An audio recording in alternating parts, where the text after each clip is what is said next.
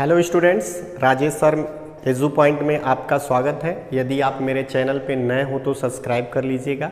एक बात मैं आपसे कहना चाहूँगा, देखिए अब परीक्षा का समय जो है ना बहुत कम बचा हुआ है। मार्च में आपका बोर्ड का एग्ज़ाम है और अभी तक अगर आप घूम रहे होंगे और रजाई ओढ़ के सोने का भी समय आ गया, सोएंगे तो परीक्षा दे चुके आप। अब आप कम से कम जाग जाइए, और जब जागेंगे तभी ना परीक्षा देंगे, और ऐसे थोड़े दे देंगे बिना तैयारी के परीक्षा, तो रिजल्ट खराब आएगा। और एक और रिक्वेस्ट है आपसे कि अगर आप मेरे लिए चैनल पे नए हैं तो आप ज़रूर सब्सक्राइब कराइएगा। और मेरे जितने भी पार्ट्स आप देख रहे हैं हर एक चैप्टर का वो गेस क्वेश्चन है।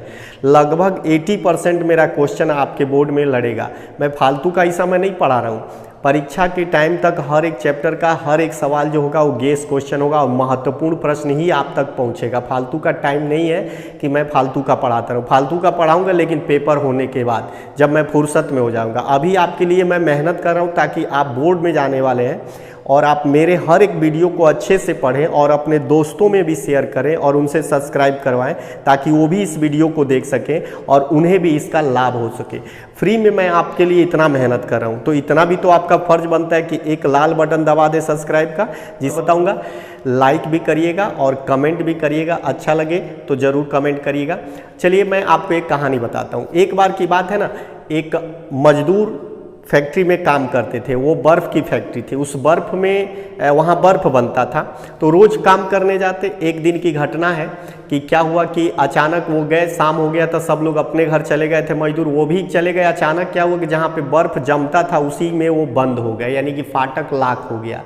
क्या हुआ कि सारे मजदूर चले गए और बेचारे सोचने लगे कि अब मैं करूँगा क्या, इसमें मरना है, यानी अब मैं भी जम जाऊँगा बर्फ़ की तरह से, कोई बचा ही नहीं पाएगा। भगवान का नाम ले रहे थे, तब तक अचानक दरवाज़ा खुला। और दरवाज़ा खुला तो सामने देखे कि भाई वो आदमी कौन था, तो गेट पर जो पहरा देने वाला व्यक्ति था वही आदमी था। तो पूछे आपको कैसा वो आदमी जो बर्फ़ में बंद हो गया था फाटक से, दरवाज़ा से, तो पूछा कि आपको कैसे पता चला कि मैं इस बर्फ़ वाले रूम में बंद हो चुका हूँ। तो बताया कि नहीं, देखिए मुझे इसलिए पता चला क्योंकि जब आप शाम को निकलते थे ना तो आप मेरा हाल चाल पूछते थे, सुबह आते थे तो मेरा हाल चाल पूछते थे। आज जब आप वापस नहीं दिखे तो मुझे कुछ शक हुआ कि आप सुबह तो हाल चाल पूछे थे, आए थे, तो इस समय आप वापस नहीं गए और रोज़ हाल चाल पूछते हैं। तो वो इसी के वजह से क्या किए कि उन्होंने कहा कि कुछ गड़बड़ है, मैं चल के देख लूँ। तो दरवान जो थे, यानी जो गेट कीपर थे, आ करके देखे तो क्या हुआ कि वो दरवाज़ा खोले और वहीं से उनको निकाले थे। तो देखो क्या हुआ, मेरे कहने का मतलब है कि कभी कभार किसी का हाल चाल पूछ लिया करो, किसी से हंस बोल के मुस्कुरा करके मिल लिया करो। यहाँ देखिए, ये जो आपका क्वेश्चन है ना, ये आज आपको पहले बता दूं, ये मेरा आज का ये हाइट एंड डिस्टेंस यानी ऊंचाई और दूरी का लास्ट गेसेज क्वेश्चन है। इसके बाद मैं हाइट एंड डिस्टेंस नहीं दूसरा चैप्टर स्टार्ट कर रहे हैं। अगर आप नए हो तो मेरे प्लेलिस्ट में जा करके पीछे देखिएगा, ये कई पार्ट में आपको 2-2, 3-3 क्वेश्चन बताए गए हैं, तो ज़रूर पढ़ लीजिएगा, ठीक है। आज जो मैं बताने जा रहा हूँ ये लास्ट है और ये 2 क्वेश्चन है, बहुत महत्वपूर्ण प्रश्न मैंने चूज किया है। आप देख लीजिए, ऐसे प्रश्न आपके बोर्ड में पूछे जा सकते हैं, ये 80% उम्मीद है। चलिए देखते हैं क्या है ना कि ये पहला सवाल ये कह रहा है कि एक 60 मीटर ऊंचे भवन के शीर्ष से देखने पर एक मीनार के शीर्ष तथा पाद के अवनमन कोण क्रमशः 30 अंश और 60 अंश है, तो मीनार की ऊंचाई ज्ञात कीजिए। एक चित्र मैं बना रहा हूं, देखिए ध्यान से। एक 60 मीटर ऊंचे भवन, देखिए इसमें क्या है ना, भवन ऊंचा है और मीनार जो है छोटा है। इसमें एक चीज़ ध्यान रखिएगा, इसमें जो है मीनार जो है आपका छोटा है, भवन जो है आपका ऊंचा है। तो मान लीजिए ये भवन है, इधर वाला भवन है और आपका इधर मान लीजिए मीनार छोटा है। तो आप ध्यान से देखिए, भवन की ऊंचाई कितना है, 60 मीटर, यानी ये भवन जो है ना आपका कितना है, 60 मीटर है। ये यहाँ से यहाँ तक ये भवन की ऊंचाई हो गई टोटल 60 मीटर। अब इस मीनार के देखिए कह रहा है शीर्ष से देखने पर एक मीनार, यानी इस भवन के शीर्ष से एक मीनार के शीर्ष, ये मीनार है आपका, देखिए मीनार छोटा है, तो भवन के शीर्ष से इस मीनार के शीर्ष पर जब आप देखेंगे ना तो देखिए आपका 30 अंश का यहाँ पे कोण बनेगा। देखिए मैं नहीं कर रहा हूँ, वहाँ पे लिखा हुआ है अवनमन कोण। अवनमन का मतलब है ऊपर से नीचे देख रहा है, 30 अंश का कोण बना रहा है। तथा 60 अंश हो। अब देखिए फिर उसके नीचे शीर्ष दे मीनार के शीर्ष तथा पाद, शीर्ष का 30 अंश और देखिए लिखा है ना क्रमशः 30 और 60, यानी शीर्ष का 30 और क्रमशः इसके पाद का मीनार का कितना हो जाएगा 60 अंश हो। तो मीनार की ऊंचाई ज्ञात है, तो यही ना मीनार है। तो मान लीजिए ये मीनार है तो h मीटर ऊंचा है, तो इसका नामकरण अब करते हैं। चलिए इसको मिला दे रहा हूँ, यहाँ पे लिखता हूँ A B C और D और E। देखिए इसमें सबसे जरूरी है चित्र बनाना, अगर चित्र गलत होगा तो सवाल भी सही नहीं लगेगा। तो देखिए h मीटर ये ऊंचा है तो ये भी तो h मीटर ऊंचा हो जाएगा ना, और तब ये कितना होगा, तो 60 में से इस h को घटाएंगे तो देखिए हो जाएगा 60 minus h, 60 minus h metre ये ऊंचा हो जाएगा। चलिए मैं इसको मिला देता हूँ, यहाँ पे मैं लिख देता हूँ 60 माइनस h। ये जो ऊंचाई है ना तो आप देख रहे हैं ये 60 माइनस h क्यों हो गया, क्योंकि पूरा 60 है, इसमें से h को कम कर दीजिए तो ये हो जाएगा 60 माइनस h, क्योंकि इसकी ज़रूरत है ना। तो आधार को मान लीजिए x, ये भी हो जाएगा आधार x, ठीक है। तो अब हम लोग हल करेंगे इसकी कि ये मीनार कितना ऊंचा है यही ज्ञात करना है। तो देखिए हम लेंगे सबसे पहले इसमें समकोण त्रिभुज, देखिए A, यहाँ पर हमने लिख दिया है B और C, तो यहाँ लिख दिए A B C में, तो यहाँ A B C ये है। तो यहाँ पर हम लोग आएंगे तो ये हो जाएगा देखिए 60, सॉरी ये हो जाएगा देखिए 10 30 अंश, 10 30 अंश बराबर ये हो जाएगा 60 माइनस h, अब बट्टे नीचे है आधार x। 10 30 अंश का मान हो गया देखिए करड़ी में 1 बट्टे करड़ी में 3, ऊपर हो जाएगा 60 माइनस h बट्टे x, तिरछा तिरछी गुणा कर लीजिए तो x बराबर हो जाएगा करड़ी में 3 60 माइनस h। तो ये हो गया आपका x का मान, तो इसे बना लीजिए समीकरण नंबर 1। अब हम लोग आएंगे समीकरण नंबर 2 बनाने के लिए आपको लेना पड़ेगा त्रिभुज AED में, त्रिभुज लिखेंगे समकोण त्रिभुज AED, समकोण त्रिभुज AED में। तो देखिए AED ये है ना 60 अंश का, देखिए बना यहाँ से लेके यहाँ तक, तो इसकी ऊंचाई 60 है, तो यहाँ पर लिख देंगे समकोण त्रिभुज AED में 10 60 अंश बराबर हो जाएगा, इसकी टोटल ऊंचाई लेंगे यहाँ से लेके यहाँ तक आ रहा है तो इसलिए 60 है तो 60 ले लेंगे, 60 बट्टे आधार वही रहेगा x। तो ये हो जाएगा 10 60 अंश का मान करड़ी में 3 और इधर हो गया 60 बट्टे x। तो ये हो जाएगा देखिए क्या कि आप लिख सकते हैं यहाँ पे करड़ी में 3x इजकल टू 60, तिरछा तिरछी गुणा करेंगे तो x बराबर हो जाएगा 60 बट्टे करड़ी में 3, तो करड़ी में 3 से ऊपर नीचे आप गुणा कर दीजिए तो ये हो जाएगा देखिए 60 करड़ी में 3 अब बट्टे 3, 3 दूनी 6 यानी 20, ये हो जाएगा 20 करड़ी में 3 मीटर, यानी आधार निकल गया 20 करड़ी में 3 मीटर। ये समीकरण 2 भी आप बना सकते हैं।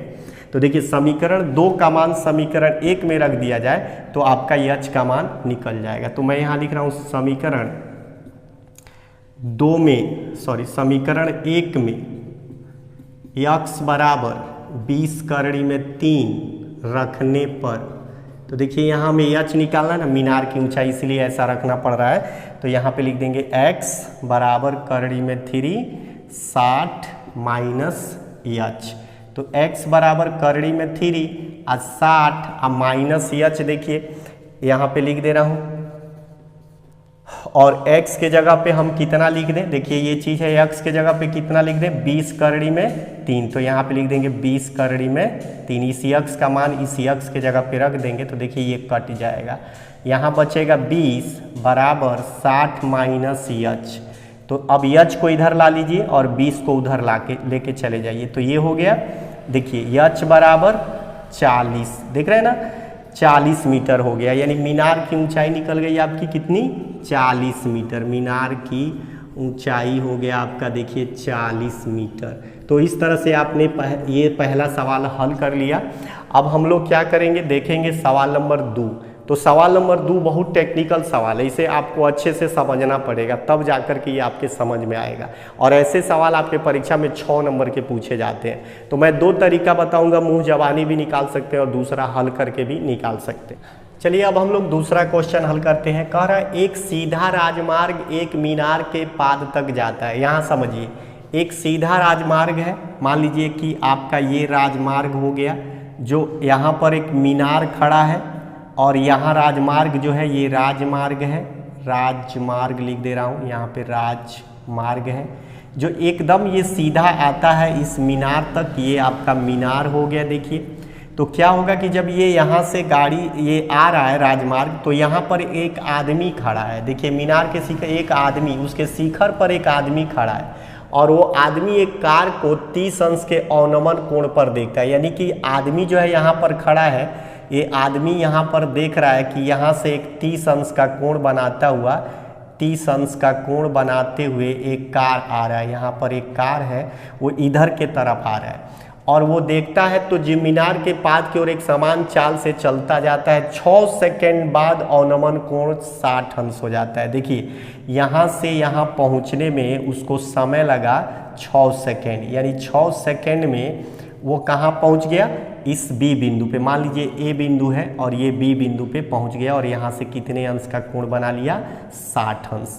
अब चलिए ए बी, इसको मान लीजिए सी और इसको मान लीजिए डी। अब आप ध्यान से देखिए, इसमें अगर हम इसको क्या कर लें कि इसको मान लें हम x और ये दूरी मान लें हम लोग y, ए बी की दूरी y और बी सी की दूरी x, तो हमें ये ज्ञात करना है, कह रहा है कि अवनमन, तो इस बिंदु से मीनार के पाद तक पहुंचने में के कार द्वारा लिया गया समय ज्ञात कीजिए। अब देखिए क्या कर रहा है, यहाँ से यहाँ पहुंचा है 6 सेकंड में, 6 सेकंड में, और अगर इसको B से C तक पहुंचना होगा यानी x दूरी तय करना होगा तो कितना उसे समय लगेगा, ये ज्ञात करना है। तो पहले हम लोग इस सवाल को हल करेंगे, इसकी ऊंचाई ले लेते हैं h, तो यहाँ पर देखिए लेंगे, कैसे हल करेंगे, समकोण त्रिभुज, ध्यान से देखिए DCB, 60 अंश वाला ले लें, DCB में, तो इसमें DCB में लेंगे तो tan 60 अंश ले लीजिए, tan 60 अंश बराबर h बट्टे x हो जाएगा, लंब बट्टे आधार h बट्टे x। तो यहाँ देखिए tan 60 अंश का मान होता है करड़ी में 3 अब बराबर h बट्टे x। आप इसे लिख सकते हैं h बराबर करड़ी में 3x, समीकरण नंबर 1। अब चलिए फिर लेंगे समकोण त्रिभुज DCA में, लेंगे समकोण त्रिभुज DCA में, तो इसमें आप लेंगे तो देखिए क्या हो जाएगा, tan 30 अंश लेंगे, तो tan 30 अंश जब आप लेंगे तो देखिए ये आपका पूरा वही लंब होगा, आधार हो जाएगा x प्लस वाई, क्योंकि यहाँ से यहाँ तक न लेंगे आप तो x प्लस वाई, tan 30 अंश का मान यानी h बट्टे x प्लस वाई, ये हो जाएगा आपका। tan 30 अंश का वैल्यू होता है 1 बट्टे करड़ी में 3 अब बराबर हो जाएगा h बट्टे x प्लस y। अब तिरछा तिरछे इसमें गुणा कर दीजिए तो देखिए हो जाएगा h बराबर तिरछा करड़ी में 3h बराबर x प्लस वाई। तो इसमें देखिए आपका यहाँ पे h बराबर इतना आया है और हमें ज्ञात करना है x का मान, तभी ना हम बता पाएंगे कितना समय लगेगा।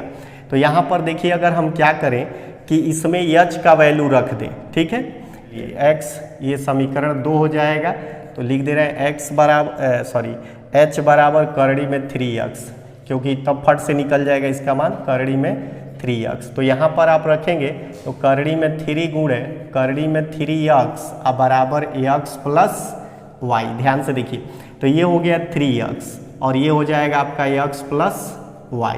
अब इसमें से ला करके घटा दिए, 3x माइनस x बराबर y, तो 3x में से एक x घटाइए तो क्या बचेगा, 2x। तो ये देखिए यानी कि y दूरी जो है x की दुगुनी है, यानी y दूरी जो तय करना है इसके दुगुनी है। समझिएगा यहाँ पर मेन चीज समझने वाला है, जो आप यहाँ पर y दूरी कह रहा है, y दूरी जो है ना x के 2 गुना है। यहाँ पे मैं आपको बताऊं y दूरी जो है x की 2 गुनी दूरी है, दूरी x से 2 गुना दूरी पे जाता है, यानी कि y दूरी तय करने में अगर उसे 6 सेकंड लगते हैं, y दूरी तय करने में उसे 6 सेकंड लगते हैं, तो 2x दूरी यानी अब x दूरी तय करने में कितना समय लगेगा, तो 2 से इसमें भाग दे दीजिए। देखिए 6 बट्टे 2, ये हो गया आपका 3 सेकंड, यानी x दूरी तय करने में उसे कितना देर लगा, 3 सेकेंड। देखिए कितना आसान सवाल है। यानी कि आपने x और y निकाल लिया। यहाँ पर देखिए x y दूरी x के दोगुना है, यानी उसे 6 सेकेंड लगता है, तो वही दूरी उसका आधा हो जाएगा ना। यानी कि 6 सेकेंड, जैसे समझिए कि वो जब 30 अंश पर था तो उसे 60 अंश पर जाने में 6 सेकेंड लगे, तो दुगुना यानी 30 दूनी 60 दोगुना है, यानी वहाँ 60 से अगर उसे 90 तक पहुँचना होगा तो 30 और 30 60 हुआ है, और 60 में 30 जोड़ेंगे तो 90 नहीं हो जाएगा। यानी यहाँ देखिए अगर 60 से यहाँ पहुँचना होगा तो 90 हो जाएगा, 30 में 90, और यहाँ 30 60 होगा ना, दोगुना। तो इसीलिए ये जो y की दूरी होगी ना, तो इससे x से ये दोगुना है, तो दोगुना समय लगेगा ना। अगर 6 सेकेंड लगता है तो इसका आधा यहाँ पे लगेगा, क्या है कि दोगुना है। तो यहाँ पर देखिए हो गया कितना, कि हमने इस सवाल को इस तरीके से हल करके आपको दिखा भी दिया कि x दूरी तय करने में उसे 3 सेकेंड लगेंगे और y दूरी तय करने में उसे 6 सेकेंड लगेंगे। यहाँ पे 3 भर दिए, 3 दूनी 6 तो हो ही जाएगा।